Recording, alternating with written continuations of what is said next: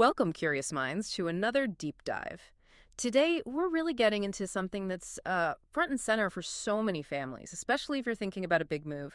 We're talking about public schools in Sacramento, California. That's right. We've looked at resources like great schools, local reports on Sacramento school landscape, and really our mission today is to kind of distill what you need to know, make that whole decision process feel a bit less overwhelming. Okay, great. So let's unpack this. Sacramento's public schools, it's a pretty big city, right? What does the overall picture look like? Well, the scale is pretty impressive, and so is the diversity of options. Mostly, you're looking at the Sacramento City Unified School District, SCUSD is what people call it. SCUSD, got it. But there are also big chunks served by Natomas Unified, Twin Rivers Unified, and Roba Elementary, too. So lots of districts involved. Exactly. We're talking hundreds of schools overall, elementary, middle, high school, K through 12. Usually they serve, the local neighborhoods. The sheer number means choice, but also maybe some homework for parents. Okay, that scale makes sense. But, the big question parents always have is performance. How good are these schools, really? What should families be looking for? Yeah, and it's important to look closely at the numbers. SKSD's overall test scores, okay, they've ticked up slightly, but they are still generally below the California state averages. Okay. So like for 2024, you had about 39% of SKUSD students meeting the standards in English language arts. The state average was closer to 47%. Okay, that's a gap. It is. And math is similar, but, and this is key, those district-wide numbers don't tell the whole story for every single school. You really have to dig deeper. Right. Averages can hide a lot. So are there standout schools then, places that really shine despite the overall district averages? Oh, absolutely. Yeah. Sacramento definitely has some high-performing schools. You take West Campus High School. It's an academic magnet within SCUSD. Right. It's ranked number 17 in the entire state by U.S. News and World Report. That's pretty impressive. Wow, number 17. That's significant for high schoolers thinking about college. Definitely. And then at the elementary level, Crocker Riverside Elementary over in Land Park is a great example. Really strong scores, like 79% proficient in reading, 75% in math. Gets a 9 out of 10 on grade schools. Okay, so clear high achievers exist. What about things like graduation rates? Good question. That gives another perspective. Twin Rivers Unified, for example, they've made some real strides. They hit about 92% graduation for the class of 2023. That's actually better than the state and county averages.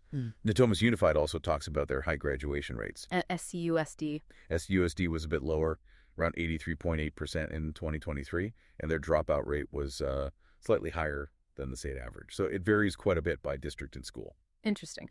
Okay, beyond the scores and the grad rates, Sacramento's known for being super diverse. Does that show up in the schools? What's that like for students day to day? It absolutely shows up. Sacramento is incredibly diverse, and the schools really mirror that. SCUSD, the biggest district, is roughly 36% Hispanic Latino, 19% white, about 18% Asian, 16% African American. Wow, that's a real mix. Yeah, and get this, almost 38% of students speak a language other than English at home. And over two-thirds are considered socioeconomically disadvantaged. That's a huge number. It must mean the schools need to offer a lot of support. Exactly. It means thinking beyond just academics. Yeah. But it also often means a really rich learning environment, with lots of different perspectives. Natomas Unified was even ranked the number 2 most diverse district in the country by niche.com. Number 2 in the U.S. That's amazing. So how do the districts cater to all these different backgrounds, different needs, different interests? Well, they offer a ton of specialized programs. You've got language immersion. Spanish English is pretty common in places like Bowling Green Chaycon Academy, but also Haimong and Mandarin Chinese immersion. Language immersion is great. What else? Then there are the magnet and specialty schools within SQSD. We mentioned West Campus for academics, but there's also C.K. McClatchy High with humanities and IB programs, a School of Engineering and Sciences for STEM kids, even a Waldorf method school, George Washington Carver. So options for different learning styles and interests. Right. Plus, career technical education, CTE, pathways in many high schools. Think engineering, law, health professions, agriculture, even cosmetology. Hands-on skills. Okay. And, of course, all the extracurriculars you'd expect. Sports are big. Grant Union High's football program is well known.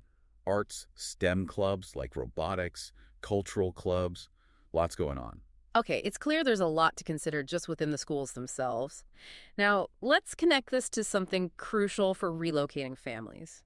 Real estate.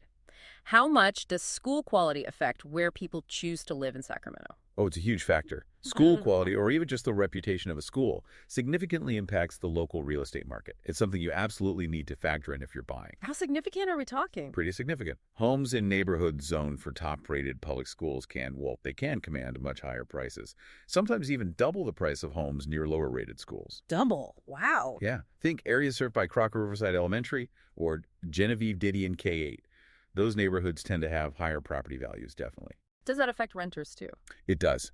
Renters in Sacramento pay, on average, something like 36% more to be in those top-rated school zones. That can add up to, maybe $5,000 extra per year in rent. That's a serious premium. So are people actively telling their real estate agents, I only want houses in this specific school boundary? All the time. Agents hear it constantly. Buyers might specifically target, say, Tahoe Park or East Sac for Phoebe Host Elementary, or Land Park for Crocker Riverside and McClatchy High. Right. And you'll see listings that shout out, I had to attend 10 school. Those often get more attention, sell faster. Makes sense. And there's another angle. Good schools tend to mean more stable neighborhoods. People often stay longer, raise their kids there. That can mean tighter housing inventory in those desirable areas, too. So it affects availability as well as price. Exactly. It's all interconnected. You're not just buying a house. You're often buying into a school zone and a community. So we've really covered a lot of ground here on Sacramento's pretty complex and diverse school landscape. Yeah, from the district structures to performance, diversity, special programs, and that big real estate connection. Thanks for listening to Time to Buy or Sell. If you have any questions about schools or homes in the area, we're here to help. You can reach us at Weichert Realtors Sierra Pacific Group, online at wrspg.com, or give us a call at 916-619-1971.